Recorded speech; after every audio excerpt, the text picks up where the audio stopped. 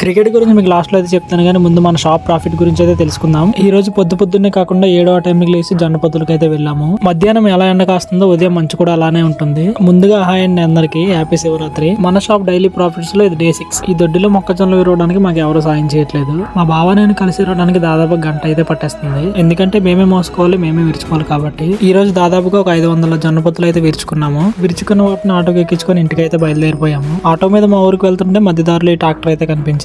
ఈ ట్రాక్టర్ కి లోడ్ ఎక్కువైంది అనుకుంటాను, డాన్స్ చేస్తుంది. తెచ్చుకున్న వాటిని ఇలా వలవడం స్టార్ట్ చేసాము. లేదో 300 సేల్ అయితే అయింది. ఈ రోజు శివరాత్రి కావున క్రౌడ్ ఏమాత్రము తగ్గలేదు. ఇంకా అలా సేల్ చేస్తూ మధ్యాహ్నం భోజనం అయితే కంప్లీట్ చేసుకున్నాము. ఇంకా అలా మధ్యాహ్నం మా ఫ్రెండ్స్ నుంచి 2వ టైంకి ఫోన్ అయితే వచ్చింది, క్రికెట్ కి వెళ్దామని చెప్పి. ఇంకా మా ఫ్రెండ్స్ తో కలిసి బండి మీద అయితే బయలుదేరిపోయాము. ఈ రోజు మేము ఆడడానికి వెళ్ళిన గ్రౌండ్ బౌడ్ అయితే కాదు, తాజింగ్ వెళ్ళాము. మాకు ఇక్కడ గ్రౌండ్ నీట్ గా లేకపోయినా పిచ్ అయితే చాలా బాగుంటది. తాజింగ్ వాళ్ళు టాస్ గెలిచి ఫస్ట్ బౌలింగ్ అయితే ఎంచుకున్నారు. ఎప్పట్లా కాకుండా ఈ రోజు నన్ను ఓపెనర్ గా అయితే దించారు. మా టీం అంతా కలిసి టోటల్ ఒక 54 రన్స్ అయితే చేసాము. బ్యాటింగ్ దిగిన ఆపోజిట్ టీం కెప్టెన్ కౌశిక్ అయితే ఫస్ట్ నుంచి హిట్టింగ్ స్టార్ట్ చేశాడు. 2 అవర్స్ ఉన్నాయనగానే చేసి కంప్లీట్ చేసేసారు. ఫస్ట్ మ్యాచ్ అయితే ఓడిపోయాము. ఇంకా సెకండ్ మ్యాచ్ టాస్ వేస్తే మళ్ళీ తాజింగ్ టీమే టాస్ గెలిచారు. మా టీం అంతా కలిసి 8 ఓవర్లకి 64 రన్స్ అయితే చేశారు. సెకండ్ మ్యాచ్ అయితే ఒక 20 రన్స్ తేడాతో అయితే విన్ అయ్యాము. ఇంకా 3వ మ్యాచ్ అయితే ఆడడానికి అవ్వలేదు. ఇంకా అక్కడ నుంచి ఇంటికి అయితే బయలుదేరిపోయాము. సారీ మీకు ప్రాఫిట్ చెప్పడం అయితే మర్చిపోయాను కదా. టోటల్ సేల్ 5600 అయితే అయింది. అదర్ ఎక్స్పెన్సివ్ పోను 2900 అయితే మిగిలింది.